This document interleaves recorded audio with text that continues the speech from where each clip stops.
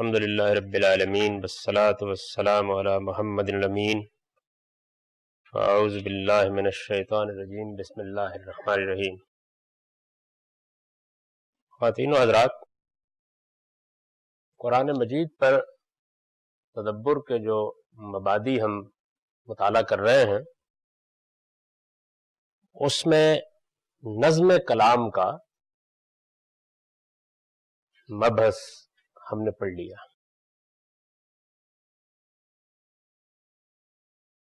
اس کے بالکل آخر میں نظم کی نوعیت سے متعلق ایک مختصر بیان ہے جس میں نے یہ بتانے کی کوشش کی ہے کہ قرآن کے نظم کی نوعیت کیا ہے۔ اس کو کچھ مثالوں سے میں اس نشست میں واضح کرنے کی کوشش کروں گا۔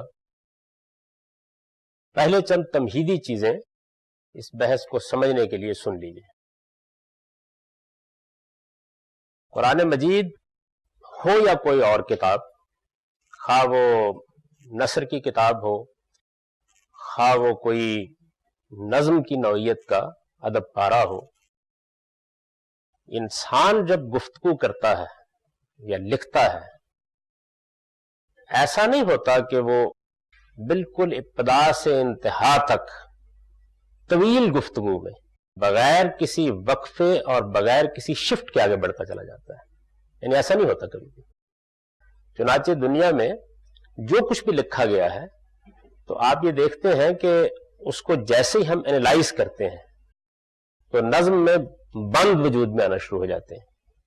یہ کیا ہے؟ در حقیقت شفٹ ہے، یعنی ایک بات آگے بڑھنے کے لیے اصل میں ایک ذرا سا وقفہ لیتی ہے اور پھر آگے بڑھ جاتی ہے۔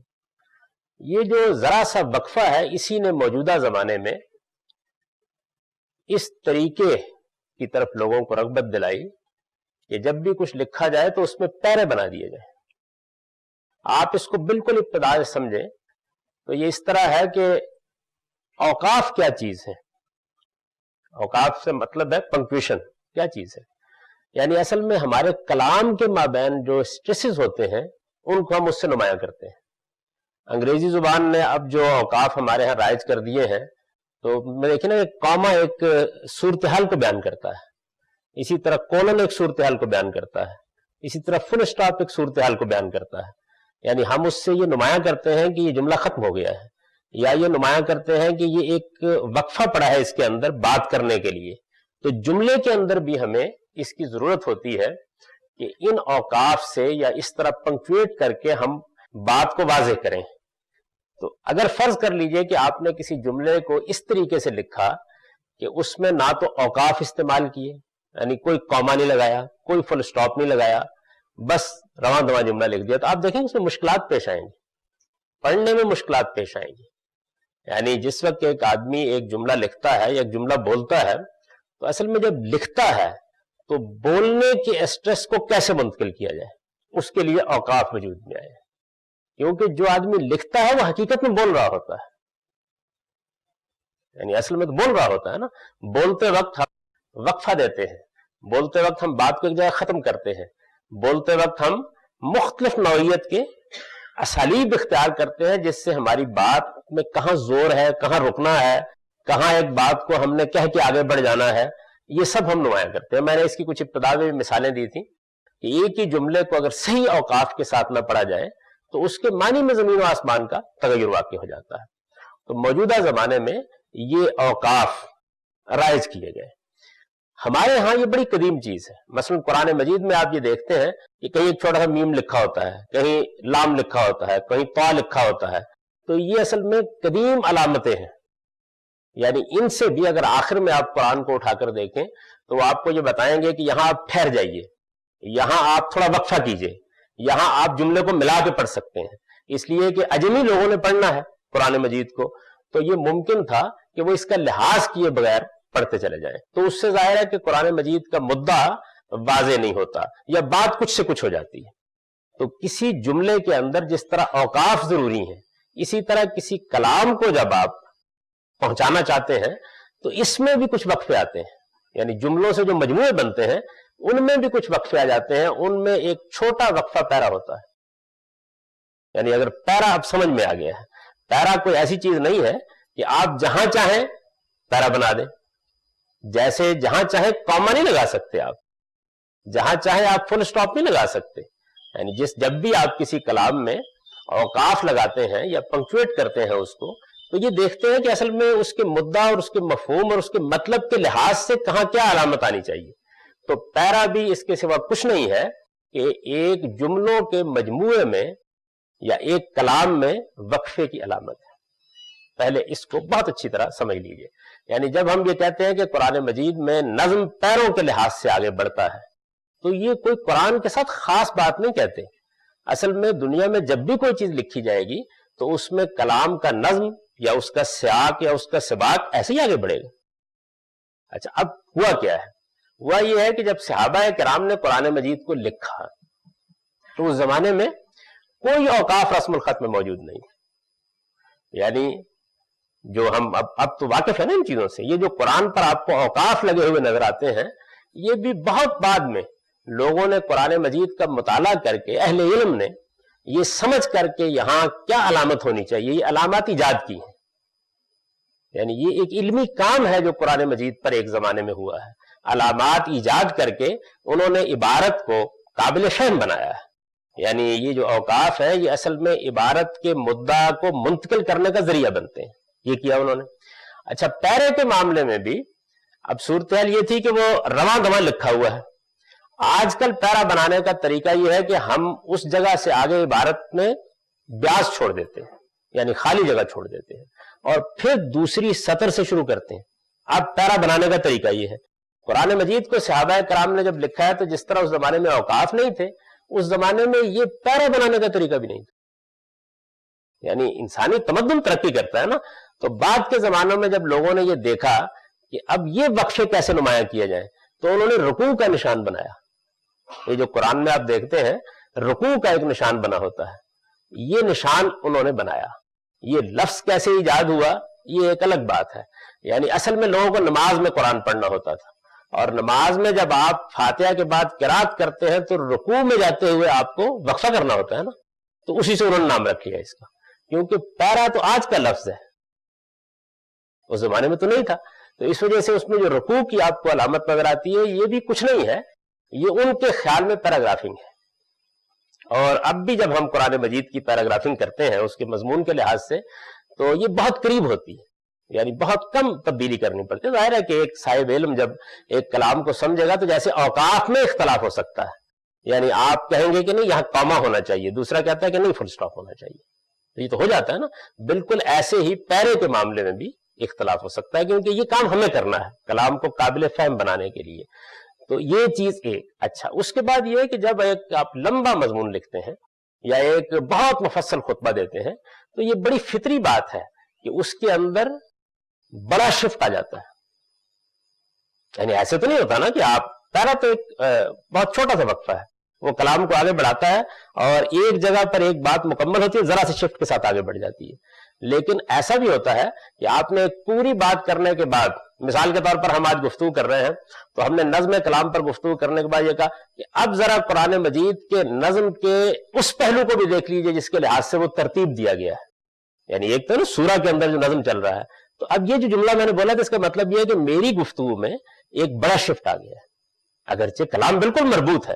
یعنی ایک چیز کو ہم نے پہلے موضوع بحث بنایا اور اس کے بعد یہ جملہ بول کر کہ اب اس کے دوسرے پہلو کو بھی دیکھیے، تو یہ کیا چیز ہے؟ یہ فصل ہے.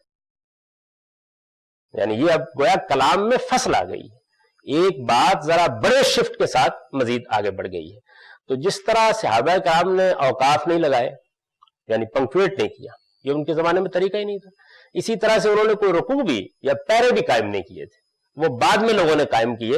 اور آپ دیکھیں کہ حاشیے میں وہ عین لکھ دیا جاتا ہے یہ بتانے کے لیے.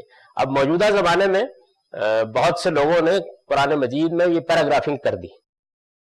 جیسے مثال کے طور پر ہمارے ہاں دو جلیل القدر اسکالرز نے یہ پیراگرافنگ آپ دیکھیں قرآن مجید میں کر دی ہے. تفہیم القرآن میں مولانا سید ابوالعلا صاحب مودودی نے پیراگرافنگ کر دی، اور اسی طرح سے ان کے بعد مولانا امین حسن اصلاحی نے بھی پیراگرافنگ کر دی. قرآن مجید کی. اس میں جس طرح اوقاف میں اختلاف ہو سکتا ہے ایسے ہی پیراگرافنگ میں بھی اختلاف ہو سکتا ہے، کیونکہ اس کا تعلق فہم سے ہے. آدمی کا اگر ایک کلام کے فہم میں اختلاف ہوگا تو پیرے میں بھی کچھ تھوڑا بہت وہ اختلاف کرے گا. ایسے ہی میں نے آپ سے عرض کیا کہ فصل، اس میں پہلے لوگوں نے کوئی بہت معقول کام نہیں کیا، یعنی پیراگرافنگ تک تو بات ٹھیک ہے، آگے جو انہوں نے تقسیم کی وہ بالکل تلاوت کے لحاظ سے کر دی ہے. یعنی یہ جو پارے ہیں قرآن مجید میں یا احزاب ہیں قرآن مجید میں، یا اسی طرح سے ربع، ثلاثہ، اس طرح کے نشان آپ کو ملتے ہیں، تو وہ تو معلوم ہوتا ہے کہ الفاظ گن کر قائم کر دیے گئے، یعنی اس میں کوئی پھر لحاظ نہیں کیا گیا. جبکہ جو کلام کے مفہوم کے لحاظ سے تقسیم ہونی چاہیے وہ یہ ہونی چاہیے کہ پہلے آپ جملے کو پنکچویٹ کریں. یعنی قرآن مجید کو قابل فہم بنانے کے لیے پہلی چیز یہ ہے کہ آپ اسے اوقاف میں لائیں، یعنی وہاں پنکچویٹ کریں. میرے نزدیک اس میں کوئی حرج کی بات نہیں ہے کہ موجودہ زمانے میں جو اب اوقاف ہیں یہ اختیار کر لیے. اس کی وجہ یہ ہے کہ وہ قدیم اوقاف بھی اللہ تعالیٰ نے مقرر کیے ہوئے. یہ جو آپ میم صاد دیکھتے ہیں قرآن مجید میں، یہ اوقاف ہیں قدیم زمانے کے. ان کے بارے میں ہم اندازاً کہہ سکتے ہیں کہ یہ کہیں دوسری تیسری صدی میں لوگوں نے یہ اوقاف قائم کیے ہیں. تو اگر وہ کرنے کا حق رکھتے تھے تو موجودہ زمانے میں اگر کاما، فل سٹاپ، کولن، یہ چیزیں مزید واضح کرنے کے لیے سامنے آ گئی ہیں تو ان کو بھی اختیار کیا جا سکتا ہے.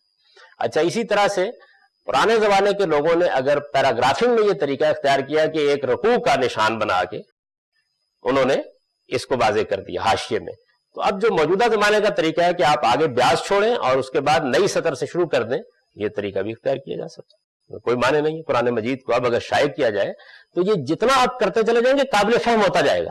یعنی چونکہ جو نیا ذہن ہے وہ رکوع سے مانوس نہیں ہے، پیرے سے مانوس ہے، وہ سواد اور طا سے مانوس نہیں ہے، وہ قومے سے اور فل سٹاپ سے مانوس ہے. تو آپ موجودہ زمانے کی ایک مانوس چیز کو لے آئیں گے تو اس سے آدمی کو پڑھنے اور سمجھنے میں زیادہ آسانی ہونے لگ جائے گی. پنکچویٹ کر دیا جائے، پھر اس کے بعد یہ کر دیا جائے. جہاں فصل واقع ہوتی ہے وہاں بھی اسی طریقے سے کوئی علامت قائم کر دی جائے. یہ بھی ممکن ہو سکتا ہے کہ آپ فصل کا لفظ لکھ دیں، یہ بھی ہو سکتا ہے کہ اس کو حاشیے میں لکھ دیں. یعنی یہ سارے طریقے اختیار کیے جا سکتے ہیں. تو یہاں بہت سے لوگ سوال کرتے ہیں کہ یہ نظم جو ہے یہ زیادہ واضح کیوں نہیں ہوا لوگوں پر. تو آپ کسی اب کلام کو پکڑیے اور اس کو پنکچویشن سے خالی کر دیجئے، اس کے پیرے ختم کر دیجئے، اس کے فصول ختم کر دیجئے، بڑا مسئلہ پیدا ہو جائے گا. یعنی ایک تو بہت بڑی چیز یہ ہے. اب گویا آپ کے سامنے ایک ایسی عبارت ہے کہ جس عبارت میں یہ کچھ بھی نہیں ہوا تو آپ کو اسے ذہنی طور پر سمجھنا ہے. ہر آدمی اگر آپ اپنے خط میں یا اپنی تحریر میں پیراگرافیں ختم کر دیں تو صحیح جگہ پہ نہیں کر پائے گا، یعنی آسان نہیں ہوتا. تو یہ کام اصل میں اہل علم کو کر دینا چاہیے قرآن مجید میں، اس میں کوئی مسئلہ نہیں ہے. چنانچہ میں نے یہاں جب یہ لکھا تھا کہ اس میں پیروں کے ذریعے سے کلام کے اندر مفہوم کو آگے بڑھتا ہوا آپ دیکھیں گے. چونکہ پیراگرافنگ نہیں ہے تو دیکھیے اس سے ایک بڑی خرابی پیدا ہوئی کہ جو لوگ اس کے قائل ہو گئے کہ قرآن میں نظم تلاش کیا جائے اور دیکھا جائے کہ سیاق و سباق کیا ہے، تو وہ کیا کرتے ہیں چونکہ پیرے کا فصل موجود نہیں ہے تو وہ آیت کو آیت سے مربوط کرنے شروع کر دیتے ہیں. یہ ایسے ہے کہ جیسے آپ پیراگرافنگ ختم کر کے جملے کو جملے سے مربوط کریں تو آپ دیکھیے پیراگراف کا جو آخری جملہ ہوگا وہ اصل میں اگلے جملے سے کبھی بھی مربوط نہیں ہوتا، اس لیے کہ وہ تو یوں ہوتا ہے کہ پیرے میں پوری بات کے بعد اصل میں بات آگے شروع ہو رہی ہوتی ہے. اگر آپ نے پیرے کو نہیں سمجھا تو اس آخری جملے کو ربط قائم کرنے میں آپ ایسی غلطیاں کر جائیں گے کہ سمجھ میں نہیں آئے گا بات کدھر جا رہی ہے کدھر نہیں جا رہی. تو ایک بڑی چیز جو ہے وہ اس معاملے میں یہی ہوئی ہے. تو جب یہ میں نے بات لکھی کہ یہ پیرے اور فصول یہ 3 نمبر اس میں ہے، آخر میں جو اسے چند نکات کی صورت میں ہم بیان کیے دیتے ہیں کہ تحت لکھا گیا ہے، تو اس میں 3 نمبر یہ ہے کہ یہ پیرے اور فصول ربط آیات کے طریقے پر نہیں، یعنی نفی کی ہے نا ایک چیز کی. تو اب یہ بھی کوئی نئی بات نہ سمجھیے، یعنی کسی کلام کا نظم بھی جملے جملے کے لحاظ سے آگے نہیں بڑھتا. وہ پیرے میں تو جملے کے لحاظ سے بڑھ رہا ہوتا ہے لیکن پیرے اور پیرے کے درمیان ربط جملے اور جملے کا نہیں ہوتا. تو یہ بھی کوئی یہ خیال نہ کیجیے گا قرآن کے بارے میں نادر بات کہہ دی گئی ہے. اصل میں ایک کام نہیں ہوا تو اس لیے اجنبی سے لگتا ہے، ورنہ ہر جگہ یہ بات ایسے ہی ہوتی ہے. اگر اب قرآن مجید کی پیراگرافنگ کر دی جائے اور وہ رائج ہو جائے لوگوں کے درمیان میں تو یہ لکھنے کی ضرورت نہیں. تو یہ پیرے اور فصول ربط آیات کے طریقے پر نہیں بلکہ آگے پھر یہ بتایا گیا ہے کہ کن کن پہلوؤں سے باہم مربوط ہوتے ہیں. یہ جو پہلو بیان کیے گئے ہیں اس میں ہی کوئی 10-12 چیزیں گنوا کر آگے لکھ دیا گیا ہے، اور اس طرح کے بعض دوسرے پہلوؤں سے باہم دیگر متعلق ہوتے ہیں اور سورہ کو ایک مربوط کلام بناتے ہیں. اس کے معنی یہ ہے کہ یہ کوئی استقصاء نہیں کیا گیا، یعنی ساری صورتوں کا نہیں کیا گیا، بڑی بڑی چیزوں کو مثال کے طور پر پیش کر دیا گیا ہے کہ اس سے کچھ سمجھ میں آ جائے آدمی کی کہ یہ کیا نوعیت ہوتی ہے. تو مجھے اب آپ کو اس کی کچھ مثالیں پیش کرنی ہے، یعنی اس سے آپ کو اندازہ ہو جائے گا کہ اصل میں قرآن کے نظم میں مشکل کیا پیش آئی ہے، اور اگر اس کو ٹھیک طرح سے سمجھا جائے تو کس زاویے سے آدمی کو اسے اپروچ کرنا چاہیے. یعنی کچھ تو پہلے حصے کی اس گفتگو سے مشکل واضح ہو گئی ہوگی. یعنی ایک مشکل یہ ہے کہ پنکچویشن نہیں ہے. پنکچویشن نہیں ہے تو بہت سی جگہوں کے اوپر تو آپ اس کے صحیح اسٹریسز کو سے نہیں سمجھ سکیں. یعنی اب جو پنکچویشن لوگوں نے کی ہوئی ہے وہ چونکہ پنکچویشن کے مانوس اسلوب پر نہیں ہے تو عام طور پر لوگ اس کو کوئی اہمیت نہیں دیتے. ان کے خیال میں یہ گناہ ثواب کا مسئلہ ہے کہ یہاں رکنا اور یہاں نہیں رکنا. یعنی ان کی نوعیت بالکل یہ بن گئی ہوئی ہے، وہ کلام کے فہم کے زاویے سے اس کو پڑھ ہی نہیں رہے ہوتے کہ اس کو سمجھنا ہے اور اس کے اسٹریسز جو ہیں وہ اس سے سمجھنے ہیں. ایک مسئلہ یہ. دوسرا یہ کہ پیراگرافنگ نہیں. اب رکوع کا معاملہ بھی یہ ہے کہ اس سے لوگ جو کام لیتے ہیں وہ یہ نہیں ہے کہ یہ کوئی کلام کے اندر وقفہ آ گیا ہے.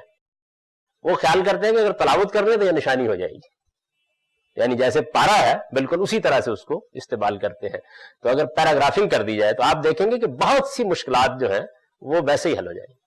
یعنی یہ کام کر دینے کے نتیجے ہی میں بہت سی مشکلات حل ہو جائیں گی. اب اس کے بعد آگے ہم دیکھیں گے کہ یہ کیا چیزیں ہیں. اس میں اس ترتیب کو ملحوظ بعض جگہوں پر نہیں رکھوں گا. اس کی وجہ یہ کہ قرآن کی ترتیب سے اس کی مثالیں پیش کرنے میں مجھے آسانی رہے گی تاکہ ایک جگہ کے بعد دوسری جگہ نہ جانا پڑے.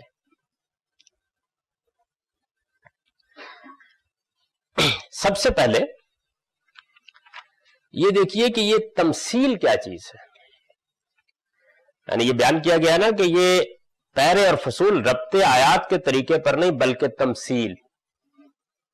ایسا ہوتا ہے نا کہ آپ بات بیان کر رہے ہوتے ہیں اور بات بیان کرنے کے بعد آپ جب اس کو پوری طرح واضح کر لیتے ہیں تو آپ کہتے ہیں کہ یہ جو بات میں نے کہی ہے نا اس کی مثال یہ ہے. یعنی آگے آپ بیان کرتے ہیں نا. یہ قرآن مجید میں دیکھیے اس کی بالکل ابتدا میں آپ کو مثال ملے گی اور وہ ہمارے چونکہ عام طریقے پر ہے پہلے اس کو سمجھ لیجئے. پھر یہ کہ جہاں قرآن عام طریقے کے مطابق یہ کام نہیں کرتا اور مشکل پیش آتی ہے وہ سمجھنا بہت آسان ہو جائے گا. قرآن مجید نے اپنی بات شروع کی ہے سورہ بقرہ میں بالکل ابتدا میں. جب بات شروع کی ہے تو اس نے یہ بیان کیا ہے کہ یہ وہی کتاب الہی ہے جس کا وعدہ لوگوں سے کیا گیا تھا اور اب یہ نازل ہو گئی ہے. اس سے جو لوگ فائدہ اٹھا رہے ہیں ان کے یہ اوصاف ہیں. کچھ لوگ اس کے بالکل مخالف کھڑے ہو گئے ہیں اور انہوں نے فیصلہ کر لیا ہے کہ وہ اس کا انکار کر دیں گے. ان کے لیے اب خبردار کرنا نہ کرنا برابر ہے، وہ بات ماننے کے لیے تیار نہیں ہوں گے. پھر اس نے ایک گروہ کا ذکر کیا ہے کہ ایک گروہ نہ مانتا ہے جیسے کہ ماننا چاہیے، نہ انکار کرتا ہے جیسے انکار کرنا چاہیے. اس نے ایک تیسرا موقف اختیار کیا ہے. اس تیسرے موقف کی پھر اس نے وضاحت کی ہے، یعنی بتایا ہے کہ وہ کیا کہتے ہیں. یہ تینوں چیزیں جب قرآن مجید نے بیان کر لی تو اس کے بعد اب آتا ہے مثلہم کمثل الذی استوقد نارا. یعنی بیان کیا نا کہ یہ لوگ ہیں، ان کی مثال ایسی ہے جیسے کسی نے آگ جلائی. فلما اضاءت ما حولہ، اور جب آگ نے گرد و پیش کے سارے ماحول کو روشن کر دیا، ذہب اللہ بنورہم، تو اللہ نے ان کی بصارت اچک لی. یعنی یہ مثال بیان کی ہے. اچھا پھر اس کے بعد ایک اور مثال بیان کی ہے، یعنی یہ مثال آخر تک بڑھائی ہے اور اس کے بعد یہ کہا او کصیب من السماء، یا ان کی مثال ایسے سمجھو جیسے آسمان سے بارش ہو رہی ہو. فیہ ظلمات براد و برق، اس میں اندھیرے بھی ہوں، اس میں گرج بھی ہو، اس میں چمک بھی ہو. یجعلون اصابعہم فی آذانہم من الصواعق حذر الموت، اور یہ موت کے خوف سے اور کڑکوں کے ڈر سے اپنے کانوں میں انگلیاں ٹھونسے لیتے ہیں. یعنی یہ مثالیں دو دی ہیں قرآن. یہ مثالیں کس پہلو سے دی گئی ہیں یہ تو اس تفسیر کا مسئلہ ہے، وہ اس وقت میں بیان نہیں کر رہا. اس کو سمجھنے میں کہ یہ مثال دی گئی کوئی دقت نہیں ہوتی. دیکھیں نا بات چل رہی تھی، اس کے بعد قرآن نے الفاظ میں بیان کر دیا کہ مثلہم کمثل الذی استوقد نارا، ان کی مثال ایسے ہے جیسے ہم لوگ دیتے ہیں. تو یہ طریقہ بھی موجود ہے، قرآن نے یہاں اس کو اختیار کیا. لیکن بعض مقامات پر قرآن مجید ایسے نہیں کرتا. یعنی وہ کیسے کرے گا؟ میں اسی جگہ سے پہلے اس کو ایک مثال بنا کر آپ کو بتاتا ہوں، پھر جہاں پہ حقیقت میں اس نے ایسا کیا اس کی ایک مثال دے دوں گا.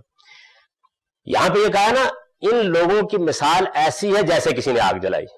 تو ان لوگوں کی مثال ایسی ہے کہ الفاظ نے آپ پر واضح کر دیا کہ یہ مثال ہے، یعنی یہ ان لوگوں کی مثال ہے جن کا ذکر پیچھے ہوا. تو کلام کے نظم کو سمجھنے میں کوئی دقت پیش نہیں آئی. یعنی ایک دقت یہاں بھی ہے، اور قرآن کے خاص اسلوب کی دقت ہے. وہ دقت یہ ہے کہ اس نے دو گروہوں کا پیچھے ذکر کیا ہے. ایک وہ گروہ کہ جو انکار پر جم گیا ہے اور جانتے بوجھتے نہیں مان رہا، اور وہ یہ کہتا ہے قرآن کہ یہ اب اس جگہ پہنچ گئے ہیں جہاں ان کو خبردار کرنا، توجہ دلانا نہ دلانا برابر ہے، یہ بات نہیں ماننے کے لیے تیار. اور دوسرا وہ گروہ ہے جو مصالحت کی تجویز لے کر آ گیا ہے. تو دو مثالیں دی ہیں، یہ نہیں بتایا کہ یہ دونوں الگ الگ گروہوں کی مثالیں ہیں الگ الگ گروہوں کی مثالیں. یعنی ایک مثال پہلے گروہ کی ہے، دوسری دوسرے گروہ کی، وہ ایک اور مشکل ہے قرآن کے اسلوب کی. لیکن یہاں یہ بات بالکل واضح ہے کہ ان کی مثال ایسی ہے، یعنی آپ کو بڑھتے ہوئے آگے کوئی دقت نہیں پیش آئی. اگر ترجمہ کر دیا جائے تو جیسے ہی آپ ان دونوں گروہوں کا ذکر پڑھنے کے بعد یہ پڑھیں گے ان کی مثال ایسی ہے، کوئی دقت نہیں ہے اس کے اندر. اچھا، اب یہ دیکھیے کہ مثال کے طور پر قرآن یہ نہ کرتا، اور یہ کرتا کہ جیسے ہی ان دونوں گروہوں کا ذکر کرتا اور یہ کہتا تم نے دیکھا نہیں اس شخص کو جس نے آگ جلائی. اب یہ الفاظ نے استعمال کیے کہ ان کی مثال ایسی ہے، حالانکہ وہی مثال ہی ہوتی. یعنی مثال دینے کا طریقہ کئی مقامات پر قرآن مجید، میں نے ایک مثال دی، یہ اختیار کر لے گا. یہ بھی نہیں کہے گا بعض جگہوں پر کہ تم نے دیکھا نہیں، یہ بھی نہیں کہے گا، بلکہ مثال بیان کرنا شروع کر دے گا. اب جب مثال بیان کرنا شروع کر دے گا تو ہمارے موجودہ ذوق کے لحاظ سے یہ طریقہ سمجھ میں نہیں آتا. تو اس کے ترجمے میں یا اس کو بتانے میں پھر ایک صاحب علم کا کام یہ ہے کہ وہ آج کے مانوس طریقے کے مطابق وہاں ان الفاظ کا اضافہ کر دے ترجمے میں کہ یہ اصل میں مثال ہے. چنانچہ اس کو آپ دیکھیے کہ اس میں ایک خود سورہ بقرہ میں اس کی کیسی اچھی مثال ہے. سورہ بقرہ میں ایک مقام پر دیکھیں قرآن مجید نے پہلے کیا کہا. یہ بڑی لمبی سورہ ہے، اس میں مضمون چل رہا تھا اور مضمون چلتے چلتے یہاں پہنچ گیا کہ اللہ ولی الذین آمنوا یخرجہم من الظلمات الی النور. یہ سورہ بقرہ کی 257 آیت ہے، دوسری سورہ ہے یہ 257. اللہ ولی الذین آمنوا یخرجہم من الظلمات الی النور والذین کفروا اولیاؤہم الطاغوت یخرجونہم من النور الی الظلمات اولئک اصحاب النار ہم فیہا خالدون. اللہ ان لوگوں کا دوست ہے جو حقائق کا اعتراف کرتے ہیں، انہیں وہ اندھیروں سے روشنی کی طرف نکال لے جاتا ہے. وہ لوگ جو جانتے بوجھتے حقائق کا انکار کر دیتے ہیں ان کے دوست پھر شیاطین ہوتے ہیں اور وہ انہیں روشنی سے ظلمتوں کی طرف نکال لے جاتے ہیں. اس کا نتیجہ یہ نکلتا ہے کہ پھر یہ لوگ جہنم کا ایندھن بن کر رہتے ہیں، یہ اس سے نکل نہیں سکیں گے. یہ بیان ہوا. اب دیکھیے کہ یہ بات کہ اگر آدمی اپنی باغ خدا کے ہاتھ میں پکڑائے تو خدا اس کا دوست ہوگا اور وہ اسے ظلمتوں سے روشنی کی طرف لے جائے گا. آدمی اپنی باغ شیطان کے ہاتھ میں پکڑا دے تو وہ اس کا دوست ہوگا اور وہ اسے روشنی سے اندھیروں کی طرف لے جائے گا. یہ بات ہے نا، ایک بیان ہے. آگے اس کی 3 مثالیں دی ہیں لیکن وہ اس طرح نہیں شروع ہوتی جیسے سورہ بقرہ میں شروع ہو رہی ہیں کہ مثلہم ان کی مثال ایسی ہے. اس کے فرق باجے جو میں آیت کا ترجمہ کیا آگے آتا ہے الم تر الی الذی حاج ابراہیم فی ربہ. تم نے دیکھا نہیں اس شخص کو جس نے ابراہیم کے ساتھ اس کے پروردگار کے بارے میں بحث و مباحثہ شروع کر دیا تھا. اب اس میں ابراہیم نے کیا کہا اور جس نے بحث و مباحثہ کیا وہ بادشاہ ہے نا. اب دیکھیے ذرا ایک ہی مثال سن لیجیے، زیادہ تفصیل کی ضرورت نہیں ہوگی. تم نے دیکھا نہیں اس شخص کو جس نے ابراہیم کے ساتھ اس کے پروردگار کے معاملے میں مباحثہ شروع کر دیا، اور مباحثہ شروع کرنے کی وجہ یہ نہیں تھی کہ اسے حق کے معاملے میں کوئی تردد تھا. مسئلہ یہ تھا کہ خدا نے اس کو بادشاہی دے رکھی ہوئی تھی اور بادشاہی پانے کے بعد آدمی حق کیسے قبول کر سکتا ہے. یعنی یہ قرآن نے اس کی بنیاد اٹھائی. کیسے ہوا یہ معاملہ؟ ایسے ہوا کہ ابراہیم نے یہ کہا کہ میرا پروردگار تو وہ ہے کہ جو مارتا بھی ہے اور جلاتا بھی ہے، تو اس بادشاہ نے کہا کہ میں بھی مارتا اور جلاتا ہوں۔ ابراہیم نے کہا کہ جی درست، میرا پروردگار سورج کو مشرق سے نکالتا ہے، آپ ذرا مغرب سے نکال لائیے۔ فبہت الذی کفر، تو وہ منکر حق ششدر رہ گیا۔ اب اس میں کیا مثال ہے؟ مثال اس بات کی ہے کہ آدمی جب بات نہیں ماننا چاہتا تو ایسا احمقانہ طرز عمل اختیار کرتا ہے۔ یعنی جب ابراہیم یہ کہہ رہے تھے کہ میرا پروردگار مارتا اور جلاتا ہے، تو وہ مارنا اور جلانا تھا جو بادشاہ کسی کو پکڑ کے سزا دے دیتا ہے۔ اب ابراہیم کا کمال یہ ہے کہ میں آپ ہوتے تو یہی بحث شروع کر دیتے۔ انہوں نے کہا کہ اب یہ نامعقول حرکت پر اتر آیا، تو انہوں نے کہا جی درست، آپ تو چونکہ مائی باپ ہے نا، مارتے جلاتے آپ ہیں، میں غلط بات کر بیٹھا۔ یہ میرا پروردگار روز سورج کو مشرق سے نکالتا ہے، آپ چونکہ کائنات کے مالک ہیں، ذرا کل مغرب سے نکال دیجیے۔ تو انہوں نے اس کو خاموش کر دیا، یعنی یہ کہہ کے یہ مثال دی قرآن مجید نے کہ آدمی جب باطل پر جم جاتا ہے تو پھر کیسے اپنی باغ شیطان کے ہاتھ میں دیتا، اسی کی مثال ہے۔ آگے بھی آپ دیکھیں پھر 3 مثالیں اس میں بیان کی ہیں، اور یہ بتایا ہے کہ آدمی صحیح جگہ پر کھڑا ہو تو کیسے خدا اس کا ہاتھ پکڑتا ہے، اور وہ غلط جگہ پر کھڑا ہو جائے تو پھر کیسی شیطنت اس پر سوار ہوتی ہے۔ لیکن یہ کلام جو شروع ہوا ہے تو یہ کہہ کے شروع نہیں ہوا۔ اچھا، آدمی اس کا صحیح ذوق نہ رکھتا تو وہ کیا کرے گا؟ وہ اوپر کی بات کو تو ختم کر دے گا وہاں، اس کے بعد کہے گا کہ اس میں 3 آگے قصے بیان ہوئے ہیں قرآن میں، یعنی ان قصوں کا کوئی تعلق نہیں واضح ہوگا اوپر سے کیا ہے۔ اوپر پہلے ایک سٹیٹمنٹ ہے، ایک بیان ہے، آگے اس کی مثالیں ہیں۔ تو جہاں پر قرآن نے یہ کہہ دیا کہ اس کی مثال یہ ہے، تو وہاں تو آدمی کیا کر سکتا ہے، ماننا پڑے گا کہ مثال یہ ہے۔ لیکن جہاں وہ نہیں کہتا اور بارہا نہیں کہتا، اور ادب میں یہ چیز بالکل عام ہے، یعنی آپ نے بات ایک جگہ پہنچائی اور دیکھیے نا کہ اس کو روکا تھوڑا سا، یہ کہا کہ یہی لوگ ہیں کہ جن کے لیے پھر جہنم مقدر ہو جاتی ہے اور یہ اس میں ہمیشہ رہیں گے، تم نے دیکھا نہیں اس شخص کو؟ تو آپ اس کو صحیح لب و لہجے میں پڑھ دیں تو واضح ہو جائے گا کہ یہ اصل میں آگے اس کی مثال بیان ہو رہی ہے۔ لیکن آپ دیکھیں تفسیریں نکال کے تو آپ کو یہ معلوم ہوگا کہ یہ تمثیل کا تعلق، اب یہ بات واضح ہوئی وہاں لکھی ہے کہ یہ پیر اور فصول ربط آیات کے طریقے پر نہیں بلکہ مختلف پہلوؤں سے آگے بڑھتے ہیں، تو یہ گویا تمثیل کا تعلق، یعنی پیچھے ایک بات بیان ہوئی ہے جس کے بعد کلام آگے بڑھا ہے اس کی مثال دیتے ہوئے، یعنی اس نے تاریخ سے، قرآن نے چند مثالیں لی ہیں اور تاریخی مثالوں کے ذریعے سے اپنی بات واضح کی ہے کہ انسانی تاریخ میں دیکھیے شیطان کے ہاتھ میں باغ دینے والے کیا رویے اختیار کرتے ہیں اور رحمان کے ہاتھ میں باغ دینے والے کیا رویے اختیار کرتے ہیں، اس کو بیان کیا۔ تو یہ تمثیل کا تعلق ہے۔ اب اس کے بعد یہ دیکھیے اسی میں سے ایک مثال لے لیجئے تشابہ کی، یعنی ایک کا ذکر ہوا اور پھر دوسرے کا ذکر ہوا، تو وجہ ذکر کیا بن گئی؟ ہم آپ جب بیان کرتے ہیں تو اس وجہ ذکر کو واضح کر دیتے ہیں، یعنی ہم یوں بیان کریں گے کہ اس وقت کا پیغمبر جب تم نے یہ بات کہی ہے تو یہ لوگ 2 گروہوں میں بٹ گئے ہیں، اب وجہ ذکر معلوم ہو گئی۔ قرآن مجید ایسے نہیں کرتا، چنانچہ بالکل سورہ بقرہ کی ابتدا میں دیکھیے آپ، یہ جو 5ویں 6ٹھی آیات سے جو مضمون شروع ہوتا ہے تو وہ اس میں بات ایسے شروع ہو جاتی ہے کہ ان الذین کفروا سواء علیہم انذرتہم ام لم تنذرہم لا یؤمنون۔ اس میں کوئی شبہ نہیں کہ وہ لوگ جو نہ ماننے کا فیصلہ کر کے کھڑے ہو گئے ہیں، اب ان کو خبردار کرنا یا نہ کرنا برابر ہے، یہ اب ماننے کے لیے تیار نہیں ہوں گے۔ ختم اللہ علی قلوبہم وعلی سمعہم، اللہ نے ان کے دلوں پر اور ان کے کانوں پر اب مہر کر دی ہے، وعلی ابصارہم غشاوہ، اور ان کی آنکھوں پر پردے ڈال دیے ہیں، ولہم عذاب عظیم، ان کے لیے اب ایک بڑا عذاب منتظر ہے۔ ومن الناس من یقول آمنا باللہ، لوگوں میں کچھ ایسے بھی ہیں آگے، تو یہ اصل میں تشابہ ہے، یعنی دونوں گروہ اصل میں منکر گروہ ہیں، ایک انکار کر رہا ہے کھڑا ہو کر اور دوسرا انکار کر رہا ہے مصلحت کے پردے میں چھپا کر۔ تو قرآن مجید نے یہ عبارت نہیں لکھی وہاں، لیکن دونوں کو ساتھ ساتھ بیان کر دیا ہے۔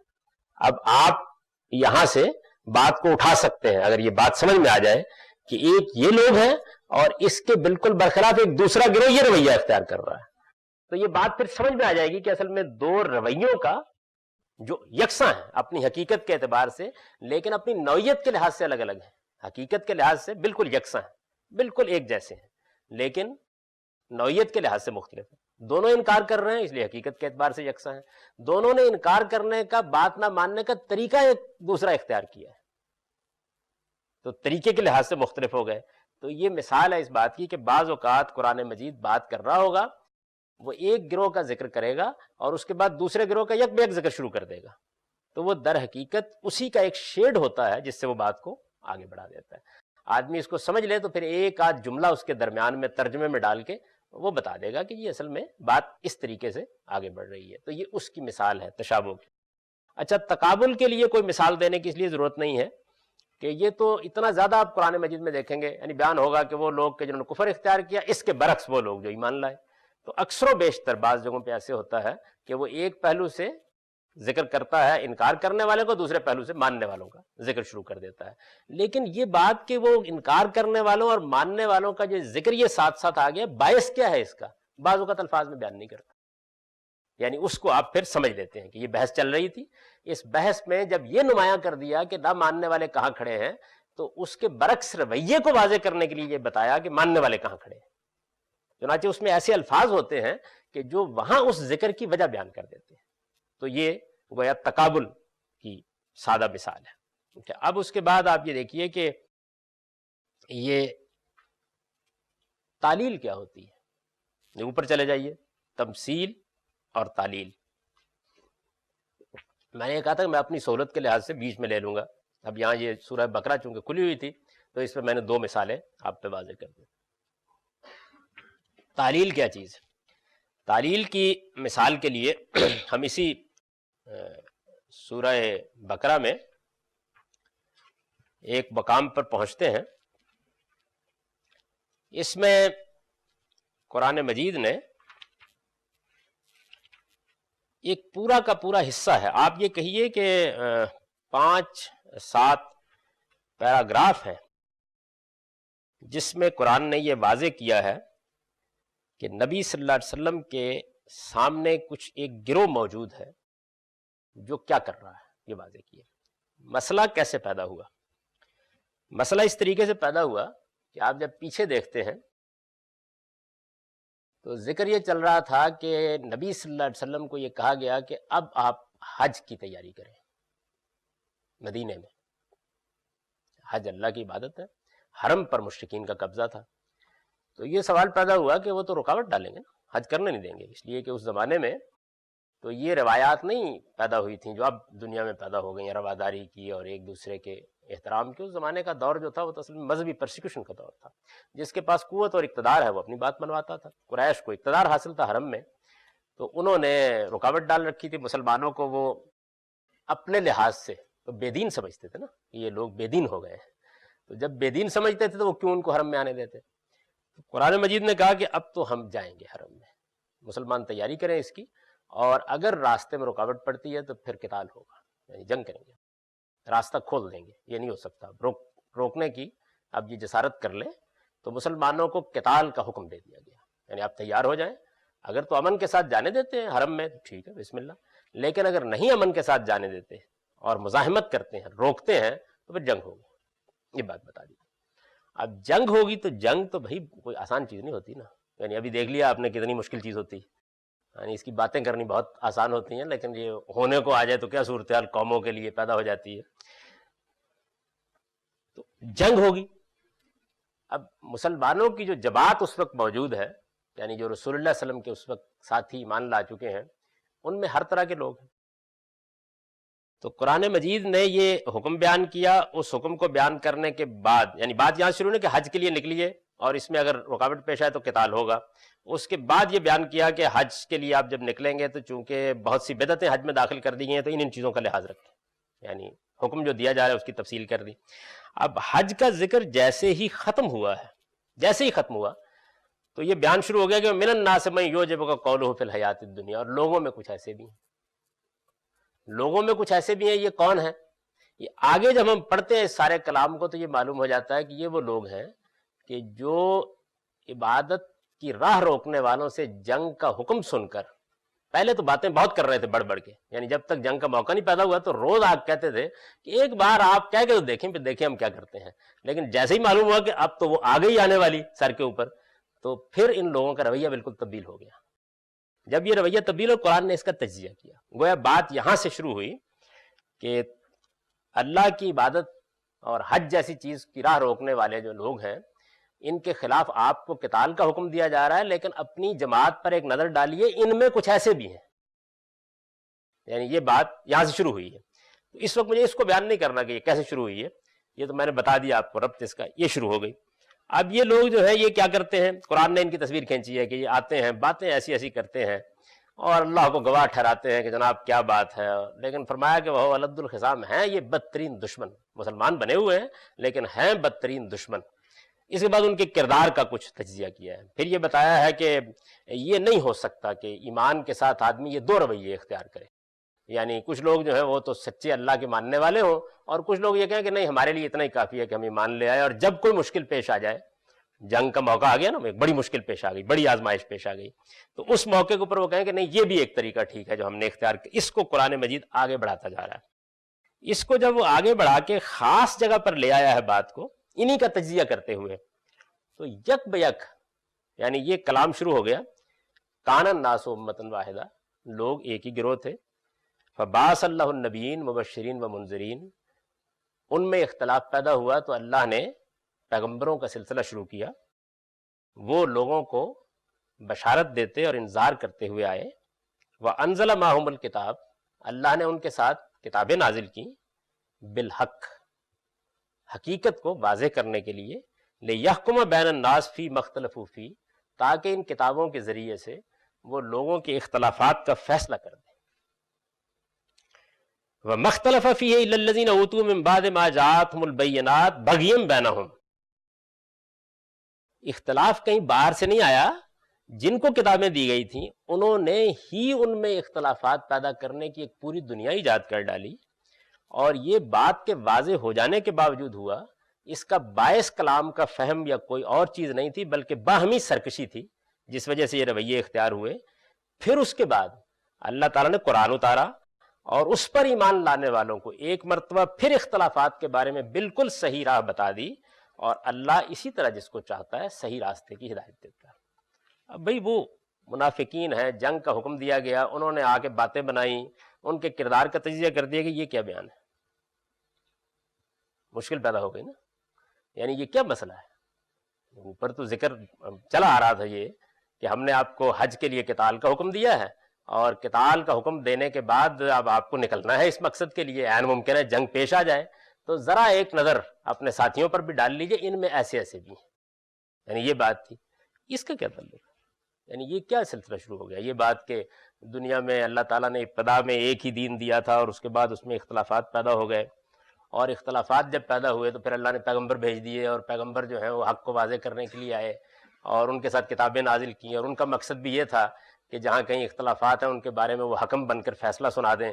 اور پھر اس کے بعد لوگوں نے ان میں اختلافات کیے تو انہوں نے ہی کیے جن کو کتابیں دی گئی تھیں، کہیں باہر سے اختلافات کرنے والے نہیں آئے، اور اختلاف کا باعث باہمی سرکشی بنی. اللہ نے اب قرآن نازل کیا ہے، اس کے ذریعے سے ایک مرتبہ پھر اختلافات کو ختم کر دیا ہے. اللہ تعالیٰ اگر آدمی ٹھیک جگہ پر کھڑا ہو تو اس کو ہدایت دیا کرتے ہیں، اس کو اختلافات کا مسئلہ نہیں ہوا کرتا. یہ ہے نا بیان. اس کا کیا تعلق ہوگا؟ ظاہر لگتا ہے نا مشکل پیدا ہو گئی ہے. یعنی قرآن مجید میں اب آپ کی سمجھ میں نظم کی کیا مشکل ہوتی ہے. اب دیکھیے مسئلہ کیا ہے. مسئلہ یہ ہے کہ آپ اس گروہ کو دیکھیے وہ کیا کر رہا ہے. اس گروہ کا جو کردار اوپر بیان ہوا ہے، اصل میں یہ اس سے پھوٹی ہوئی بات ہے. وہ کردار کیا ہے اس کا؟ اس کا کردار یہ ہے کہ وہ یہاں نہیں کھڑے کہ ہم نہیں مانتے، یہاں نہیں کھڑے. وہ یہاں کھڑے ہیں کہ جی بات یہ ہے، یعنی یہ اصل میں یہود کے لوگ ہیں. مدینہ میں یہود تھے، یہ واضح ہو جاتا ہے ان کو پڑھنے سے. یہود کے لوگ ہیں اور اس جگہ پر کھڑے ہو گئے ہیں کہ جی ہم دیکھیے بات یہ ہے کہ آپ کو مانتے ہیں، آپ اللہ کے پیغمبر ہیں. میں نے پہلے بھی ایک مرتبہ ذکر کہ پورا گروہ ہے قرآن مجید میں یہ یہود کا، جو یہ کہنا مانتے نہیں، مسلمان ہیں، آمنا، ہم ایمان لے آئے، یعنی کوئی مسئلہ نہیں ہے. لیکن بات یہ ہے کہ یہ جو باقی جو باتیں آپ کہتے ہیں نا کہ یہ ساری کی ساری مان لی جائیں، یہ ہمارے لیے ضروری نہیں ہے. بس جتنی ہمارے تورات کے مطابق ہیں ان کو ہم مان ہی رہے ہیں، پہلے پیغمبر ہیں آپ، ہم یہ مانتے ہیں، لیکن ہمارے لیے آپ کی ساری شریعت کو ماننا ضروری نہیں ہے. اس لیے کہ بھائی بات یہ ہے کہ یہ تو بڑا آسان کام ہے. آپ کہیں ہم حضرت عیسیٰ کو مانتے ہیں، اب یہ کہا جائے کہ ان کا پورا دین بھی مانیے تو مسئلے پیدا ہو جاتے ہیں نا. تو یہ یہود کا گروہ ہے جو یہاں کھڑا ہے. اچھا اب آپ یہ خیال کریں گے بظاہر بڑی نامعقول سی بات لگتی ہے، لیکن یہ بات جو ہے یہ دنیا میں بڑے بڑے ذہین لوگ کہتے ہیں. یہ موجودہ زمانے کی عیسائیت بھی یہی کہہ رہی ہے. وہ یہ کہتے ہیں کہ ہم رسول اللہ کی نبوت کو مانتے ہیں، ہم یہ مان تسلیم کرتے ہیں اس بات کو کہ وہ اللہ کے پیغمبر تھے، لیکن اس پر اصرار نہ کریں کہ جو وہ دین لے کے آئے ہیں اس کو بھی ہمیں ماننا ہے. ہمارے لیے موجود ہے پہلے سے دین ہمارا، ہم اس پہ عمل کر رہے ہیں. یہ انہوں نے آ کے ہدایت عرب کے لوگوں کو دے دی، بہت اچھی بات ہے، باہمی طور پر یہ ٹھیک ہے. جیسے ملکوں کے صدر ہیں تو اپنے اپنے صدری کی اطاعت کی جاتی ہے نا، لیکن ہم آپ کے صدر کا انکار نہیں کرتے بلکہ ہم اعتراف کرتے ہیں اس بات کا. یہ گروہ ہے حقیقت میں. اچھا اب یہ گروہ جو ہے یہ اپنے اس طرز عمل کی علت بیان کرے گا نا، وجہ کیا ہے. تو یہ دیکھیے یہ گروہ بھی آپ کی پوری سوسائٹی کے اندر اب بھی علت بیان کرتا ہے. اس طرح کے لوگ جو ہیں جناب یکسو ہو جائیے. اوپر اصل میں قرآن نے یہ کہا تھا کہ یا ایھا الذین آمنوا ادخلوا فی السلم کافہ، کہ آدمی بن کے بالکل ٹھیک جگہ پر آ جاؤ. یہ رویہ صحیح نہیں ہے. تو اس کے جواب میں کہتے ہیں کہ نہیں رویہ ہمارا ٹھیک ہے، یہ جو ہم نے طریقہ اختیار کیا یہ بالکل ٹھیک ہے.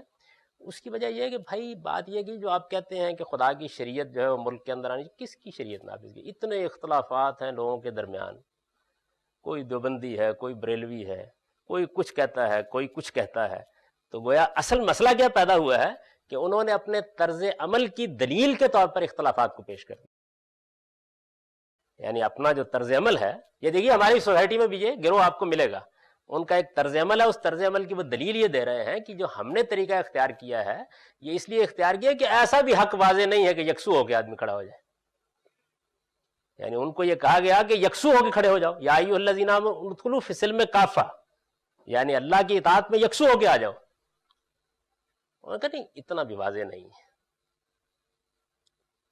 دنیا میں بے شمار مذہب ہے، کوئی بدھ ہے، کوئی فلاں ہے، کوئی فلاں ہے، اتنا واضح نہیں ہے یہ معاملہ کہ آپ یہ کہیں کہ آدمی بالکل ہی یکسو ہو جائے. وہ ٹھیک ہے، ہم نے آپ کو بھی مان لیا ٹھیک ہے، لیکن ہمیں جو آپ یہ کہہ رہے ہیں نا یکسو ہو جائیں، یعنی منافقت پر مبنی کردار کا حامل ایک گروہ ہے اور اس کو بہرحال اپنے اس طرز عمل کی دلیل دینی ہے. یعنی کیا کرنا ہے وہ لفظ دیکھیے، تعلیل کرنی ہے، علت بیان کرنی ہے کہ ہم یہ کر کیوں رہے ہیں، یہ رویہ ہم نے کیوں اختیار کیا ہے. تو وہ یہ کہتے ہیں کہ اس رویے کے اختیار کرنے کی وجہ یہ ہے کہ حق اتنا واضح نہیں ہے کہ اس کے بارے میں یہ مطالبہ کیا جائے کہ یکسوئی سے اس کو اختیار کر لو، اتنا واضح نہیں ہے. اچھا کیا دلیل ہے اتنا واضح نہیں ہے؟ اس لیے کہ اختلافات ہیں. اگر واضح ہوتا تو سارے لوگ مان رہے ہوتے. تو قرآن مجید نے اس مقدر ان کے ذہن کو سامنے رکھ کر یہ کہا کہ یہ بات ٹھیک نہیں ہے تمہاری. یعنی حق ہمیشہ واضح رہا ہے. جواب جو اس کا وہ یہ ہے کہ حق ہمیشہ واضح رہا ہے. اس دنیا کی ابتدا بھی حق کے وضو سے ہوئی تھی. بعد میں جب پیغمبر آئے تو جہاں اختلاف تھا وہ دور کرتے رہے ہیں اس کو. کبھی ایسا نہیں ہوا کہ خدا نے لوگوں پر حق واضح نہ رکھا ہو.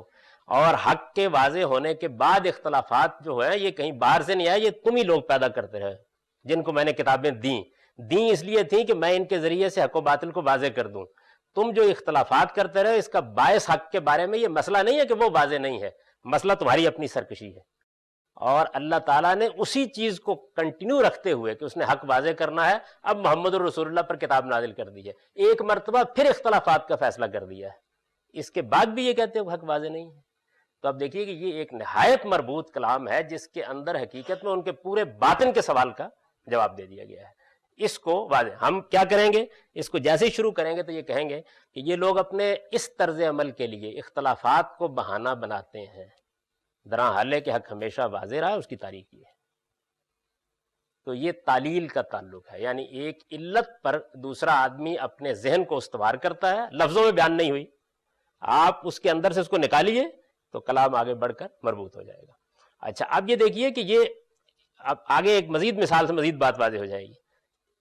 انہوں نے ایک طرف سے کہا گیا کہ ٹھیک ہو جاؤ، مطلب یہ کہ یکسو ہو جاؤ، اوپر جو دعوت دی گئی وہ یکسو ہو جاؤ.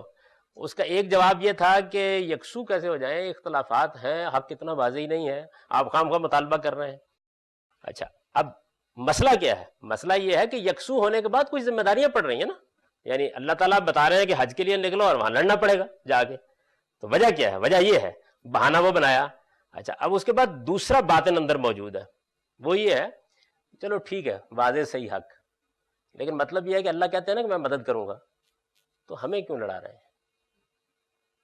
راجہ دیکھیے اس کے فوراً بعد یہ جیسے ہی بات ختم ہوئی ہے، ام حسبتم ان تدخلوا الجنہ، یعنی یہ کہتے ہیں کہ اللہ تعالیٰ خود ہی لڑ کے فیصلہ کر دے نا، اور وہی گروہ ہے وہ جو انہوں نے کہا تھا نا، جب حضرت موسیٰ نے کہا کہ آؤ لڑو، تو انہوں نے کہا کہ تم اور تمہارا رب لڑ کے فیصلہ کر کے آ جائے، پھر ہم آ جائیں گے۔ تو فرمایا کہ کیا انہوں نے یہ خیال کر رکھا ہوا ہے کہ جنت میں چلے جائیں گے اور ان کے ساتھ وہ معاملہ نہیں ہوگا جو اس سے پہلے پیغمبروں کی بعثت کے بعد ان کے ساتھیوں کے ساتھ ہوا ہے، مستہم الباساء والضراء وزلزلوا حتی یقول الرسول والذین معہ، یعنی دو چیزیں تھیں جو ان کے باطن کے اندر موجود تھیں، ایک اختلافات کا بہانہ، اور دوسرے یہ چیز کہ بھائی کیوں ہم کو اس مشقت میں ڈالا جا رہا ہے، اللہ نے مدد کرنی ہے تو اپنے فرشتوں کے ذریعے سے کر کے فارغ ہو جائے۔ دونوں کو سامنے رکھ کر اس کا جواب دے دیا گیا، لیکن درمیان میں ربط کا کوئی کلمہ نہیں ہے، جو یہ بتایا آپ کو کہ یہ اصل میں ان کے ذہن کے اندر کی کیفیت کا جواب ہے۔ پہلے اختلافات کے بارے میں ایک حقیقت واضح کی گئی، اور اس کے بعد یہ خطاب کر کے کہا گیا کہ کیا یہ گمان کرتے ہو تم کہ جنت میں چلے جاؤ گے اور یہ معاملہ ایسے نہیں ہوگا؟ اللہ کا یہ طریقہ نہیں رہا، وہ تو اسی طرح کی آزمائش سے گزار کر معاملات کو طے کیا کرتا ہے۔ تو دونوں کا جواب دے دیا۔ یہ تعلیل کا تعلق ہے، یعنی قرآن مجید کو جب آپ پڑھتے ہیں تو اس طرح اس کے پہلے حصے کے اندر اتر کر دیکھیں کہ وہاں مسئلہ کیا ہے، اصل میں اس مسئلے پر کلام آگے بڑھتا چلا جائے گا، وہ بتا دے گا۔ مسئلہ نہیں دیکھا تو پھر اصل میں یہ تین الگ الگ بیان ہیں، پہلے منافقین کا ذکر آ گیا، اس کے بعد اختلافات کے بارے میں ایک خطبہ ہو گیا، اس کے بعد آزمائشوں کا قانون بیان ہو گیا، یعنی پھر یہ کوئی مربوط کلام نہیں ہے، لیکن جب آپ اس کو اس کے اندر اتر کر دیکھیں گے تو یہ پوری بات ہے، یعنی جو یہاں سے شروع ہوئی ہے کہ یہ لوگ جو ہیں ان کو کہا گیا ہے کہ اب تم قتال کرو، لیکن دیکھ لیجئے ان کے اندر ایسے لوگ موجود ہیں کہ جو قتال کی باتیں بہت کرتے تھے، لیکن ان کا رویہ انتہائی غلط ہے، یہ بدترین دشمن ہیں اور طرح طرح کی باتیں بنا کے اپنا بھرم قائم رکھنا چاہتے ہیں۔ ان سے کہیے کہ یکسو ہو کر دین کو اختیار کر لیں، اور اگر یہ یکسوئی اختیار نہیں کرتے تو یہ بتائیں اس کا باعث کیا ہے۔ یہ اصل میں کہنا یہ چاہتے ہیں کہ جی اتنے اختلافات میں یکسوئی کا مطالبہ ٹھیک نہیں ہے، ان پر واضح کرو اس بات کو کہ حق کے معاملے میں حقیقت میں کبھی کوئی اشتباہ نہیں رہا، اشتباہ لوگ اپنی سرکشی سے پیدا کرتے ہیں، وہ ہمیشہ واضح رہا ہے، صرف رویہ ٹھیک کرنے کی ضرورت ہے۔ اور اللہ کا یہ طریقہ نہیں ہے جو یہ خیال کرتے ہیں کہ ہم لڑ کے آگے ان کے ہاتھ میں دے دیں گے۔ اللہ اسی طرح پیغمبروں کے ذریعے سے لوگوں کی آزمائش کرتے ہیں، اور پھر جب تک معاملہ وہاں نہیں پہنچ جاتا کہ جہاں آزمائش اپنی آخری حد پہ پہنچ جائے، اس وقت تک ہماری مدد نہیں آیا کرتی۔ ربط ہو گیا نا، بالکل کلام جو ہے وہ ایک خاص جگہ پر آ گیا۔ یہ ہے اصل میں تعلیل۔ اچھا، اس کے بعد ایک آپ نے تعلیل کا مطلب، یعنی ایک آدمی نے یا ایک گروہ نے یا ایک شخص نے جس سے بات ہو رہی تھی اپنے نقطہ نظر کی کچھ علتیں بیان کرنی شروع کی، ان کو سامنے رکھ کے قرآن مجید نے۔ اس کے بعد تاصیل۔ پہلے تاصیل کے لفظ کے معنی کو سمجھ لیجئے۔ تاصیل کا مطلب ہے بات کو اس کی اصل سے لگا دینا، بات کو اس کی اصل تک پہنچا دینا۔ آپ کہتے ہیں برے کو اس کے گھر تک پہنچا دینا، تو بات کو اس کی اصل تک پہنچا دینا۔ اب مثلا یہ دیکھیے کہ یہود ہیں، قرآن میں ایک پورا گروہ ہے نا یہود کا، زیر بحث ہے۔ تو یہود کے کچھ رویے ہیں جو انہوں نے اختیار کیے ہیں، ان میں ایک بہت بڑا مسئلہ جو ہے ان کی انانیت، ان کی دنیا پرستی، ان کا جبلتوں کا محکوم ہو جانا ہے۔ یعنی یہ چیزیں ہیں جو ایک پوری قوم کے لیے بربادی کا باعث بنی ہے۔ یہ کیا ہے؟ یہ ایک قوم کے کردار کا جائزہ ہے۔ اب آپ کہتے ہیں مثال کے طور پر ہماری زبان میں بات کرتے ہوئے کہ بھئی یہ جو کیریکٹر ہے نا یہود کا، یہ کوئی نئی چیز نہیں ہے، یہ وہی کیریکٹر ہے جس کا مظاہرہ شیطان نے کیا تھا۔ کہہ دیتے ہیں نا ایسا بعض اوقات، یا آپ یہ کہتے ہیں کہ یہ مسلمان جو کچھ کر رہے ہیں یہ اصل میں کوئی نئی بات نہیں ہے، یہ وہی کیریکٹر ہے جو یہود کا رہا ہے۔ تو اس کا مطلب یہ ہے کہ آپ نے اب جو کچھ ہو رہا ہے یہ فرع ہے، اس کو اٹھا کر اس کی اصل تک پہنچا دیے، ایسا ہوگا نا۔ چنانچہ اس کی بھی دیکھیے بالکل سورہ بقرہ کے شروع میں مثال ہے، وہاں پر یہود کو پس منظر میں رکھ کے قرآن مجید ان کے کردار کا تجزیہ کر رہا ہے، اور بات کو آگے بڑھاتا چلا جا رہا ہے۔ بڑھانے کے بعد یک بیک یہ کہتا ہے وَإِذْ قَالَ رَبُّكَ لِلْمَلَائِكَةِ إِنِّي جَاعِلٌ فِي الْأَرْضِ خَلِيفَةً، یعنی یاد کرو وہ وقت جب کہ ہم نے یہ فیصلہ کیا کہ ہم زمین میں ایک صاحب اختیار مخلوق بنانے والے ہیں۔ یہ قصہ آدم ہے آگے، تو یہاں کیا کیا؟ قصہ آدم کے فوراً بعد جیسے ہی وہ ختم ہوتا ہے تو یا بنی اسرائیل سے سورہ براہ راست مخاطب ہو جاتی ہے۔ تو یہ اصل میں تمہید میں جو مضمون چل رہا تھا اس کی تاصیل کر دی ہے، یعنی یہود کا جو کردار بیان کیا جا رہا تھا در حدیث دیگراں کے انداز میں، اس کو اٹھایا ہے اور اٹھا کر وہ شیطان کے ساتھ اس کو مربوط کر کے اس اصل کے ساتھ ملا دیا ہے. یعنی گویا یوں سمجھ لیجئے کہ یہ بتا دیا ہے کہ اچھا تم جو کچھ کر رہے ہو تو اپنے سامنے یہ بات سمجھ لو کہ اس آئینے میں در حقیقت ابلیس نمودار ہوا ہے. اس نے بھی اسی طرح انانیت برتی تھی، اسی طرح وہ تکبر میں مبتلا ہوا تھا، ایسے ہی اس نے حق کے واضح ہو جانے کے باوجود حق کا انکار کیا تھا، اور اس کے باوجود کہ اللہ تعالیٰ نے توجہ دلا دی تھی وہ اس جگہ کھڑا ہو گیا تھا کہ میں ماننے کے لیے تیار نہیں. وہ آگے ہے نا سارا مضمون. تو اس سارے مضمون کے اندر جو روح موجود ہے وہ کیا ہے کہ جو بات کی جا رہی تھی اس کو اس کی اصل تک پہنچا دیا اس میں، لیکن یہ کہہ کے نہیں پہنچایا. یعنی یوں نہیں ہے کہ وَإِذْ قَالَ رَبُّكَ سے پہلے یہ بات ہم آپ لکھتے تو یوں لکھتے ہیں نا کہ یہ لوگ جو رویہ اختیار کر رہے ہیں ان کو آئینہ دکھاؤ اس واقعے کا، ایسے لکھتے. یہ قرآن کا انداز نہیں. تو جب نہیں ہے تو تاصیل کے ساتھ کلام آگے بڑھ جائے گا، اور اگر آدمی اس چیز کو نہیں جانتا تو وہ ایسے موقع پر لکھے گا کہ اوپر پہلے ذکر چل رہا تھا یہودیوں کا، اس کے بعد اللہ صاحب نے ابلیس کا واقعہ سنایا. یعنی دونوں کے درمیان کیا تعلق ہے، بات کیسے اوپر چل رہی تھی، وہ واضح نہیں ہوگا. یہ تاصیل ہے. اچھا اس کے بعد اب ہو گیا وقت. اچھا جناب، یہ چند چیزیں جو ہیں وہ واضح کر دی ہیں میں نے، اور اس میں ابھی کچھ مثالیں اس کی باقی ہیں. یہ انشاءاللہ العزیز ہم اب دوسری نشست میں زیر بحث لائیں گے، اور پھر اس کے اوپر ایک جو ہے اصولی نوعیت کا تبصرہ کر کے میں اس مضمون کو مکمل کر دوں گا. یہی اس سارے تدبر قرآن کے مبادی میں ایک اہم بحث ہے جس سے قرآن کے نظم کا ایک تصور واضح ہوتا ہے. اس کے بعد تو اب ایک نشست کی چیز ہے، یہ سارا موضوع ہی پایا تکمیل